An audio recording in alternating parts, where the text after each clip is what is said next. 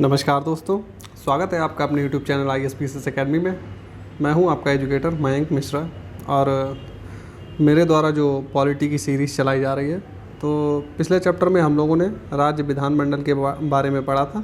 तो ये उसका पार्ट 2 है।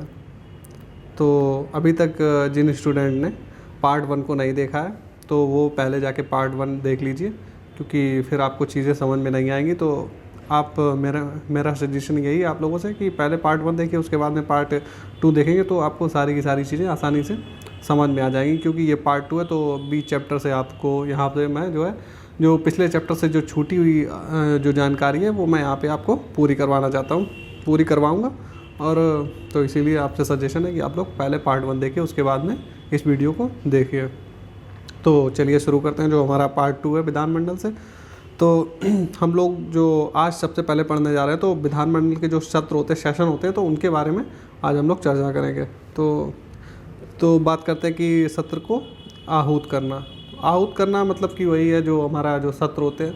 देखिए, मैं आपको एक बात कहूँ, जिन भी लोगों ने मेरे संसद वाले लेक्चर नहीं देखे हैं तो मैं आप लोगों से यही विनती करूंगा कि आप लोग संसद वाले चैप्टर देखिए, उसके बाद में राज्य विधानमंडल के चैप्टर देखिए। क्योंकि चीज़ें जो है ना वो सीक्वेंस से देखें, तभी आपको ज़्यादा क्लियरिटी होएगी आपको।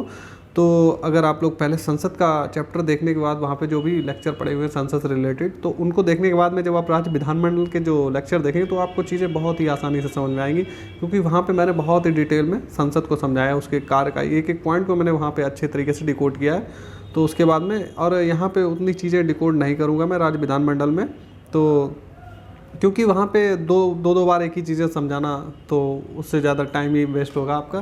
क्योंकि जो बच्चे साथ में देख रहे हैं, जिन लोगों ने भी लेक्चर को साथ ही साथ मतलब कि फॉलो किया, तो उनको चीज़ें आसानी से समझ में आ रही होंगी। और जो भी बच्चे पहली बार चैनल पर विज़िट कर रहे हैं तो मैं उनको यही सजेस्ट करूँगा कि आप लोग सीरीज़ एकदम स्टार्टिंग से देखिए, सीक्वेंस से चीज़ें आप देखेंगे तो आसानी से आपको समझ में आएंगी। तो चलिए शुरू करते हैं।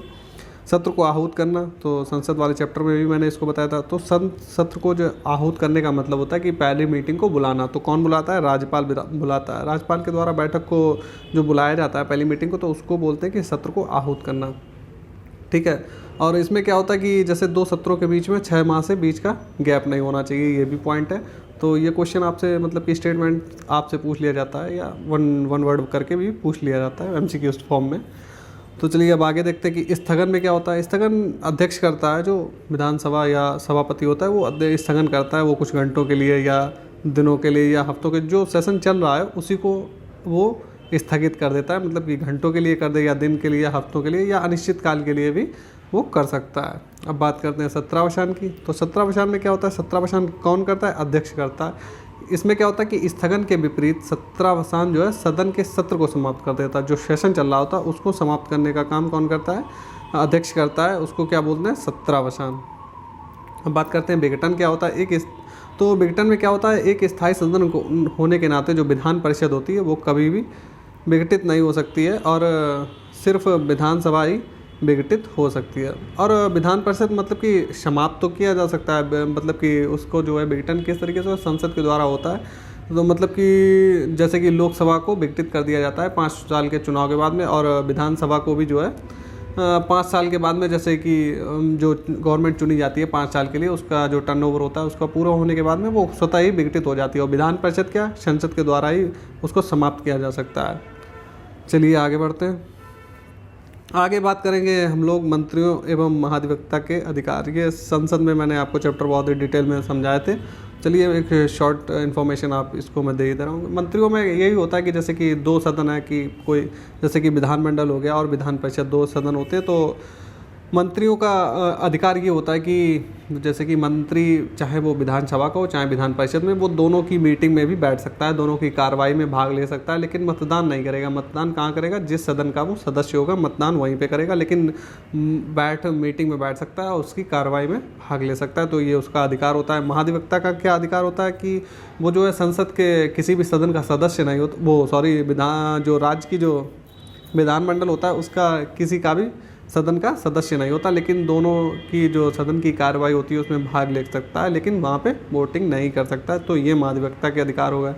अब बात करते हैं कि विधानमंडल में विधायी प्रक्रिया कैसे होती है। तो विधानमंडल में विधायी प्रक्रिया जैसे कि विधेयक बनता है तो सबसे पहले वो प्रारंभिक सदन, मान लीजिए कि विधानसभा में जाता है, तो सबसे पहले तो विधानसभा में जाता है। उसके बाद में क्या होता है, वो पहले चरण, देखो 3 चरण होते हैं, प्रथम द्वितीय तृतीय, 3 चरणों के बाद में होकर वो दूसरे सदन में। पहले चरण में क्या होता है कि वो जो मेंबर होता है वो पेश करेगा, अगर कोई मंत्री पेश करता है तो उसको सरकारी विधेयक बोला जाए, अगर कोई मंत्री नहीं है, अगर अदर कोई कैंडिडेट है तो वो पेश करता है तो उसको गैर सरकारी सदस्य बोलते हैं। तो उसके द्वारा जो पेश किया जाता है, तो पहली बार में जो विधेयक को पेश किया जाता है तो प्रथम वाचन होता है, कि मतलब फर्स्ट उसके जो चरण होता है, पहला चरण, तो उसमें वो सिर्फ जो विधेयक को वो सिर्फ पेश करता है, उसमें दिखाता है क्या क्या प्रारूप है और क्या क्या चीज़ें उसमें लिखी हैं, क्या क्या वो करवाना चाहता है। तो ये प्रथम चरण में होता है। दूसरे चरण में क्या होता है कि जो विधेयक होता है उस पर बहस होती है, जो मेंबर के जितने भी मेंबर होते हैं उस विधेयक पर बहस करते हैं कि हाँ ये बनने लायक है या नहीं है, इस पर क्या कमियां हैं, क्या इनमें चेंजिंग होनी चाहिए। तो ये सारे काम द्वितीय चरण में होते हैं। तृतीय चरण में सिर्फ और सिर्फ वोटिंग होती है, क्योंकि सारी बहस और जितनी भी, देखिए अगर मतलब कि बहस होने के बाद में समितियों के पास में भी जाता है मुद्दा कि इसको जो कोई अगर टेक्निकल चीज़ है उसमें, तो उसके लिए समिति गठित होती है, तो समिति के पास में भी जाता है विधेयक, तो समिति अपनी रिपोर्ट लगाने के बाद में पेश करती है। तो उसके बाद में क्या होता है कि थर्ड स्टेज में क्या होता है, सिर्फ और सिर्फ वोटिंग होती है, मेंबर जो होते हैं वो वोटिंग करते हैं। उसके बाद में पास होने के बाद फिर वो जाता है दूसरे सदन में। अच्छा, दूसरे सदन में क्या होता है, यहाँ पे कुछ चेंजेस हैं जो कि लोकसभा और राज्यसभा से।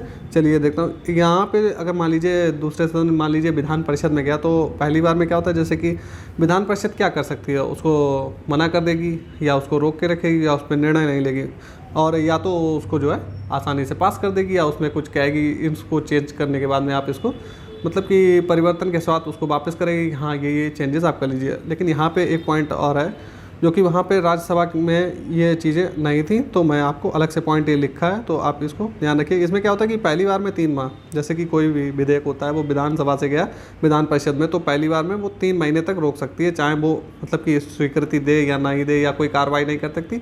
तो 3 महीने के बाद 3 महीने तक वो रोक के रखेगी। 3 महीने बाद वो क्या होगा कि मान लीजिए अगर उसने कोई कार्रवाई नहीं की, ठीक है, तो उसके बाद में क्या होगा कि विधानसभा जो होती है वो दोबारा फिर से उस विधेयक को भेजेगी विधान परिषद में। और दूसरी बार में क्या, 1 महीने तक, ज़्यादा से ज़्यादा वो 1 महीने तक और उसको नहीं कर सकती, और तो उसके बाद में वो स्वतः ही पारित हो जाएगा, चाहे विधान परिषद स्वीकृति दे या उसको ना दे, या कुछ परिवर्तन के साथ में मतलब कि परिवर्तन के लिए अगर वो कुछ कहे उससे कोई फ़र्क नहीं पड़ता।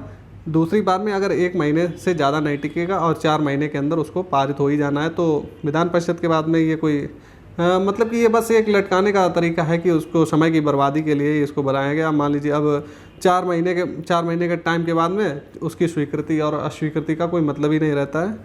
तो वही है कि पहली बार में 3 महीने और दूसरी बार में 1 महीने। तो क्वेश्चन आपसे स्टेटमेंट के रूप में पूछ लिया जा सकता है कि विधान परिषद कितने समय तक विधेयक को लंबित कर सकती है, तो 4 महीने तक, पहली बार में 3 महीने, दूसरी बार में 1 महीने के लिए। और एक बात और है कि वहाँ संसद में संयुक्त बैठक का प्रावधान था, और यहाँ पे क्या होता है कि अगर किसी विधेयक को लेकर कोई अगर असहमति बनती है, तो यहाँ पे संयुक्त बैठक का कोई भी प्रावधान नहीं है विधानसभा में, तो ये भी आप याद रखिएगा। उसके बाद में क्या होता है कि राज्यपाल की स्वीकृति मिल जाती है और विधेयक कानून बन जाता है। तो ये बातें हो गई। अब मैं ये चार्ट दो तीन चार्ट हैं, तो इसके माध्यम से मैं आपको डिफरेंसेस बताऊंगा। तो क्वेश्चन मैक्सिमम क्वेश्चन क्या, यहीं से क्वेश्चन आपके बनेंगे, इस चार्ट से ही जो मैं आपको पढ़ाने वाला हूँ, इसी चार्ट से ही आपके मैक्सिमम क्वेश्चन यहीं से, जो भी देखिए यहाँ पे बस और सिर्फ डिफरेंस पूछा जाता है कि संसद और राज्य विधानमंडल के बीच में जो डिफरेंस होता है विधेयकों को लेकर या धन विधेयकों को लेकर, तो बस ये डिफरेंसेस जो होते हैं, इन्हीं डिफरेंसेस से क्वेश्चन, मैक्सिमम क्वेश्चन यहीं से बनते हैं, चाहे वो कोई भी एग्जाम हो, मैक्सिमम क्वेश्चन आपके यहीं से बनने हैं। तो इस चार्ट को आप ध्यान से पढ़िए, एक एक पॉइंट को। तो जो एक तरफ संसद के पॉइंट दिए गए, एक तरफ राज्य विधानमंडल, इनमें जो भी डिफरेंस होगा, चलिए एक एक करके देखते हैं। साधारण, सबसे पहले हम लोग पढ़ेंगे साधारण विधेयक के संबंध में क्या क्या डिफरेंसेस होते हैं। तो पहला डिफरेंस क्या होता है कि संसद में क्या होता है साधारण विधेयक को, तो इसमें होता है कि यह संसद के किसी भी सदन में स्थापित किया जा सकता है, और सेम कंडीशन राज्य में भी होती है कि राज्य के किसी भी सदन में स्थापित किया जा सकता है। दूसरी बात, यह किसी मंत्री या गैर सरकारी सदस्य द्वारा पेश किया जाता है, तो इसमें भी कोई डिफरेंस नहीं है। तीसरे, ये प्रारंभिक सदन में पहले, दूसरे, तीसरे पार्टन से, तो ये तीनों कंडीशन सेम है। अब हम लोग चौथी बात करते हैं। चौथे में क्या होता है कि यह तभी पारित माना जाता है जब संसद के दोनों सदनों की संशोधन या बिना संशोधन की सहमति हो। वही है कि यह तभी पारित माना जाता है जब इसमें संसद के दोनों सदनों के संशोधन या बिना संशोधन के सहमति हो, तभी पारित माना की सहमति होनी चाहिए। सेम कंडीशन इसमें भी है। और 5वां पॉइंट देख लेते हैं कि दोनों सदनों के गतिरोध तब होता है जब दूसरा सदन पारित विधेयक को अस्वीकार कर दे, ठीक है, या संशोधन प्रस्ताव को जो पहले सदन से स्वीकार नहीं किया 6 माह तक विधेयक पारित ना करे, ठीक है। अगर वो 6 माह तक विधेयक को पारित नहीं करता है तो इसमें क्या होता है कि गतिरोध हो जाता है। अच्छा, सेकंड इसमें क्या होता है कि दोनों सदनों के बीच गतिरोध तब होता है जब विधान परिषद विधानसभा द्वारा पारित विधेयक को अस्वीकार कर दे या संशोधन प्रस्तावित करे, स्वीकृत ना हो तो 3 माह तक के लिए पारित ना करे। तो यहाँ पे कंडीशन कितनी थी, 6 महीने के लिए थी पहली बार में, और यहाँ पे कितने 3 महीने के लिए। तो ये भी डिफरेंस है, आपको याद रखने चाहिए। अगले पॉइंट देखते हैं कि संविधान में किसी विधेयक के गतिरोध के निपटान हेतु संयुक्त बैठक का उपबंध है, वो अभी मैंने आपको पढ़ाया था।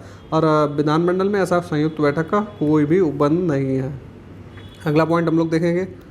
तो अगला जो हमारा पॉइंट है कि लोकसभा दूसरी बार विधेयक को पारित कर राज्यसभा पर अभिभावी नहीं हो सकती। इसी तरह दूसरी स्थिति में दोनों सदनों के बीच गतिरोध का एकमात्र रास्ता संयुक्त बैठक है, वही कि संयुक्त बैठक के माध्यम से ही डिसीजन लिया जाएगा।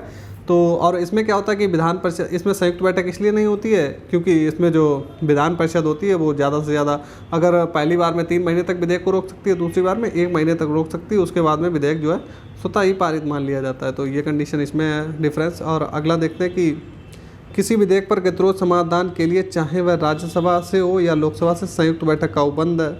और इसमें और क्या है कि यदि राष्ट्रपति द्वारा दोनों सदनों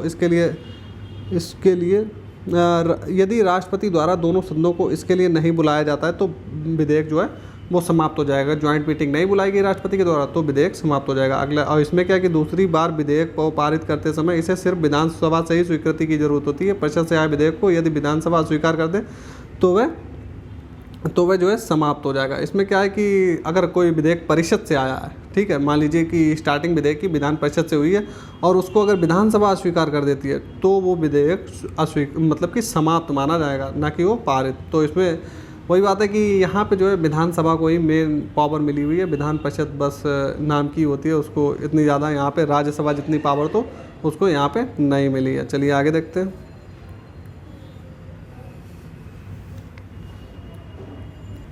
तो अब हम लोग बात करेंगे धन विधेयक के संबंध में। तो अभी हम लोगों ने साधारण विधेयक से देखा था, अब हम लोग धन विधेयक। तो धन विधेयक में क्या होता है कि ये लोकसभा में ही स्थापित किया जा सकता है, ना कि राज्यसभा में। तो इसमें जो है विधानसभा में ही स्थापित किया जाए, विधान परिषद में नहीं। सेम कंडीशन यहाँ पे भी है। इसे राष्ट्रपति की सहमति के बाद स्थापित किया जा सकता है और इसे जो है राज्यपाल की संस्तुति के बाद में।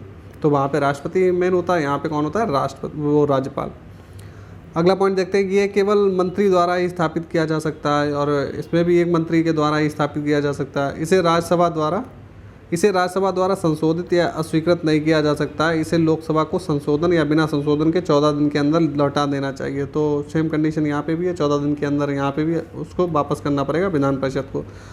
लोकसभा जो होती है वो राज्यसभा की सिफारिशों को स्वीकार अस्वीकार कर सकती है और विधान परिषद की जो सिफारिशें होंगी उनको स्वीकार एवं अस्वीकार कर सकती है। अगला पॉइंट देखते हैं कि यदि लोकसभा किसी सिफारिश को स्वीकार कर लेती है तो इसे दोनों सदनों के द्वारा पारित माना जाएगा। सेम कंडीशन यहाँ पे भी है कि अगर विधान परिषद के द्वारा अगर कोई परिवर्तन किया गया है तो उसको अगर स्वीकार कर लेता है विधानसभा तो उसको भी पारित मान लिया जाएगा। यदि लोकसभा किसी सिफारिश को ना माने तो विधेयक को दोनों सदनों द्वारा मूल रूप से पारित माना जाएगा। और यहाँ पे भी वही है कि विधानसभा किसी सिफारिश को ना माने, तो अगर कोई धन विधेयक है सिफारिश को माने या ना माने तो ये जो है निम्न सदन पे ही डिपेंड करता है। निम्न सदन कौन होता है, तो संसद में होता है लोकसभा और यहाँ पे होता है विधानसभा राज्य में। आगे देखते हैं कि यदि राज्यसभा विधेयक को 14 दिन के भीतर लोकसभा ना लौटाए तो तय समय में पारित माना जाएगा। 14 दिन के अंदर अगर नहीं लौटाता है वापस तो इसको स्वतः ही पारित मान लिया जाएगा। अगला पॉइंट देखते हैं कि संविधान में दोनों सदनों के बीच गतिरोध के समाधान हेतु कोई उपबंध नहीं है। ऐसा इसलिए ताकि राज्यसभा लोकसभा पर अभिभावी रहे। वही है कि इसमें गतिरोध होना ही नहीं है। 14 दिन के बाद में जब वो स्वतः ही पारित हो जाएगा तो इसमें गतिरोध किस बात का होगा, तो ये बात इसमें लिखी गई है। तो अब हम लोग आगे पढ़ेंगे। तो इस चैप्टर से रिलेटेड जो भी हमारे आर्टिकल्स हैं, महत्वपूर्ण आर्टिकल, चलिए एक एक करके उनको हम लोग देखेंगे सारे के सारे आर्टिकल। तो 168 में आर्टिकल 168 में क्या लिखा है कि राज्यों में विधायिकाओं का गठन होगा। ये बात कहाँ लिखी गई, 168 में। तो विधायिकाएँ कौन कौन सी हो गई, वही विधानसभा और विधान परिषद। तो राज्यों में विधान परिषद का गठन एवं उन्मूलन किस तरीके से होगा, ये बात कहाँ लिखी है 169 आर्टिकल में। विधानसभा का गठन होगा, ये किस में बात लिखी है 170 में। विधान परिषदों का गठन किस तरीके से होगा, ये बात लिखी है 171 में। राज्य विधायिकाओं का कार्यकाल क्या होगा, तो जो कार्यकाल की बात है वो किस में लिखी है आर्टिकल 172 में जो है कार्यकाल दिया गया। सदस्यों की योग्यता का निर्धारण कहाँ पे है 171 में लिखा गया है कि जो सदस्य होंगे उनकी योग्यता क्या क्या होनी चाहिए। तो ये बात कहाँ लिखी है 173 में। आगे बढ़ते हैं हम लोग। आगे बात करें कि राज्य विधायिका के सत्र जो होते हैं, सत्रावसान होता है, उनका भंग होना, ये इसकी प्रक्रिया जो है आर्टिकल 174 में लिखी है। राज्यपाल का सदन दोनों सदनों को संबोधित, जो भी राज्यपाल सदनों को संबोधित करता है तो इसकी प्रक्रिया 175 में लिखी है। राज्यपाल द्वारा विशेष संबोधन जो किया जाता है उसकी प्रक्रिया 176 में लिखी है। सदनों से संबंधित मंत्री एवं महाधिवक्ता के क्या क्या अधिकार होंगे, जो मैंने आपको अभी पढ़ाए थे, तो इसकी चर्चा 177 में की गई है। आगे बढ़ते हैं हम लोग। तो जो वहाँ के पीठासीन अधिकारी होते हैं, विधानसभा का अध्यक्ष एवं उपाध्यक्ष होते हैं, तो इनकी चर्चा 178 में लिखी है। तो अगर आपसे क्वेश्चन पूछा जाए विधानसभा के अध्यक्ष एवं उपाध्यक्ष का वर्णन कहाँ है, तो आर्टिकल 178 में। और बात करें कि विधानसभा के अध्यक्ष और उपाध्यक्षों के पदों का त्यागपत्र, वो किस तरीके से पद त्याग कर सकते हैं, कैसे त्यागपत्र देखते हैं या उनको किस तरीके से हटाया जाएगा, ये बात कहाँ लिखी है 179 में लिखी है। उपाध्यक्ष अथवा अध्यक्ष का पदभार संभाल रहे व्यक्तियों की क्या क्या शक्तियाँ होंगी, तो जो भी शक्तियाँ होंगी तो उनकी चर्चा कहाँ पे है 180 में, यानी कि 180 में। 181 में क्या लिखा है कि अध्यक्ष अथवा उपाध्यक्ष द्वारा उस समय सदन की अध्यक्षता से विरत रहना जबकि उन्हें हटाए जाने संबंधी प्रस्ताव विचाराधीन। मान लीजिए जब अध्यक्ष एवं उपाध्यक्ष को मतलब कि सदन से हटाना है, तो जो भी उनकी प्रक्रिया होगी तो वो प्रक्रिया कहाँ पे लिखी है आर्टिकल 181 में, 181 में। विधान परिषद के सभापति एवं उपसभापति का वर्णन कहाँ पे है 182 में। और सभापति तथा उपसभापति के जो पद त्याग कैसे करेगा, त्यागपत्र कैसे देगा, उनको किस तरीके से हटाएगा, तो ये बात कहाँ लिखी है 183 में। आगे बात करते हैं कि उपसभापति तथा अन्य व्यक्ति जो पद सभापति का कार्यभार देख रहे हैं को सभापति के रूप में कार्य करने की जो शक्तियाँ मिली हैं, वो उन शक्तियों का वर्णन कहाँ पे है 184 में। आगे हम लोग देखते हैं, चलिए देखते हैं 185 में क्या लिखा है कि सभापति एवं उपसभापति के द्वारा उस समय सदन की अध्यक्षता से विरत रहना। वही है कि जब इनको हटाने का प्रस्ताव पारित होगा तो उसकी क्या प्रक्रिया होगी, तो ये बात 185 में लिखी है। तो विधानसभा का अध्यक्ष और उपाध्यक्ष, विधानसभा के सभापति उपसभापति के वेतन भत्ते कहाँ पर लिखे हैं 186 में। राज्य विधायिका का एक सचिवालय होगा, ये प्रक्रिया कहाँ पे लिखी है 187 में। सदस्यों के द्वारा सदस्य जो शपथ ग्रहण करते हैं उनका वर्णन 188 में। सदन में मतदान, रिक्तियाँ, कोरम का विचार जो है कहाँ पे लिखा है 189 में, 189 में। सीटों का रिक्त होना, किस तरीके से सीटें रिक्त होगी, तो ये बात 190 में लिखी है। सदस्यों के लिए क्या अयोग्यताएँ होगी, तो ये बात 191 में लिखी है। सदस्यों की अयोग्यता संबंधी प्रश्नों पर निर्णय कौन लेगा, ये बात लिखी है 192 में। आगे बढ़ते हैं हम लोग। आगे देखते हैं कि 193 में क्या लिखा, अनुच्छेद 188 के अंतर्गत शपथ ग्रहण करने से पहले मतदान के लिए दंड एवं उस स्थिति का प्रावधान अर्हता नहीं हो तो अयोग्य ठहरा दिया जाएगा। इसमें क्या लिखा है कि वही कि अगर आप बिना शपथ लिए अगर आपने मतदान किया है या आप सदन के अंदर बैठे हैं तो उस दौरान आपसे क्या क्या मतलब कि जुर्माना वसूला जाएगा, ये बात 193 में लिखी है। बात करें 194 में क्या लिखा है कि विधायी सदनों तथा इनके सदस्यों एवं समितियों की शक्तियां एवं विशेषाधिकार, जो समितियां बनेगी और इनके सदनों के जो सदस्य होंगे इनकी शक्तियां एवं विशेषाधिकार क्या क्या होंगे, तो ये बात 194 में लिखी है। सदस्यों के वेतन भत्ते कहाँ लिखे हैं 195 में। अब बात करते हैं कि 196 में क्या लिखा है, विधेयकों की प्रस्तुति एवं उन्हें पारित करने संबंधी प्रक्रिया कहाँ पर लिखी है 196 में। तो जो कानून बनाने के लिए जो विधेयक पारित किए जाते हैं तो इनकी प्रक्रिया क्या होगी, तो ये बात लिखी है 196 में। 197 में क्या है कि विधान परिषद के वित्त विधेयकों के अतिरिक्त अन्य विधेयकों के संबंध में शक्तियों पर प्रतिबंध। तो जो वही बात है कि विधान परिषद जो वित्त विधेयक के संबंध में उसको शक्तियां नहीं मिली हैं, जो 14 दिन के बाद में वापस हो जाएगी, इसको मना नहीं कर सकती, तो ये बात 197 में लिखी है। वित्त विधेयकों संबंधी जो विशेष प्रक्रिया है उसकी जो चर्चा 198 में की है। वित्त विधेयक की परिभाषा किस अनुच्छेद में लिखी है 199। विधेयकों की स्वीकृति किस तरीके से होगी, 200 में लिखा है। और बिल जो है विचारार्थ सुरक्षित जो राज्यपाल के द्वारा राष्ट्रपति के लिए सुरक्षित रख लिया जाता है, इसकी चर्चा 201 में लिखी हुई है।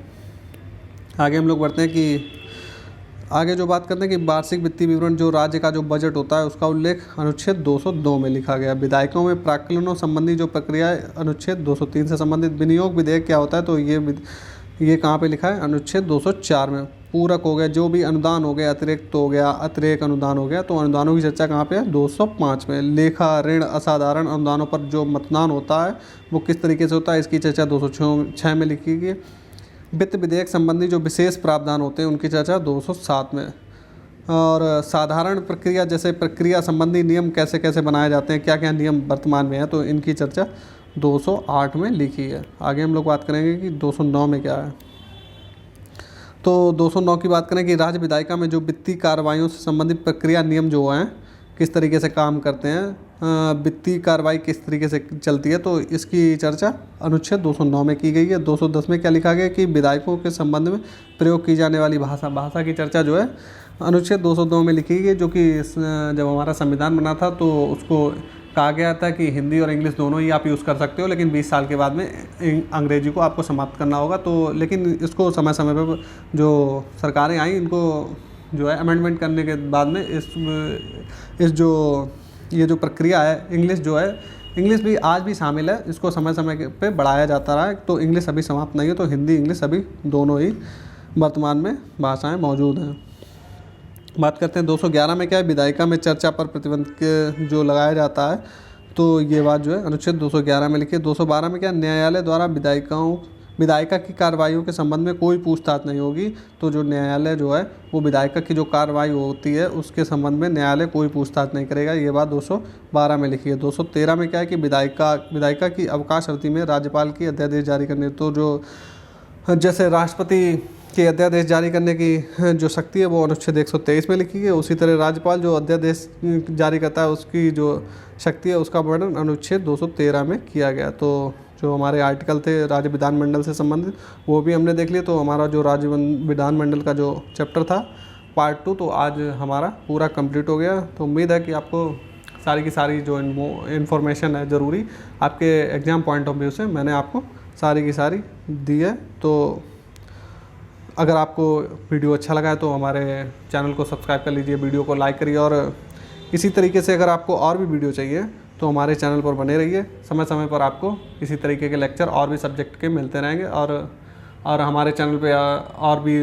जो एजुकेटर हैं वो जैसे कि कोई अगर एसएससी आप लोग अगर किसी ने एसएससी जीडी वगैरह को कोई फॉर्म भरा है तो हमारे यहाँ पर निःशुल्क जो है आपके लिए प्रैक्टिस सेट आपको लगवाए जा रहे हैं। तो हिंदी हो गई, इंग्लिश हो गई, जीएस हो गई, आपको निःशुल्क आपको दिए जा रहे हैं प्रैक्टिस सेट, तो आप उनका लाभ लीजिए। करंट अफेयर भी आपको यहाँ पे हमारे चैनल पर मंथली हो गई, डेली बेसिस, दोनों बेसिस पे आपको हमारे चैनल पर उपलब्ध है। तो फिर चलिए मिलते हैं नेक्स्ट वीडियो में।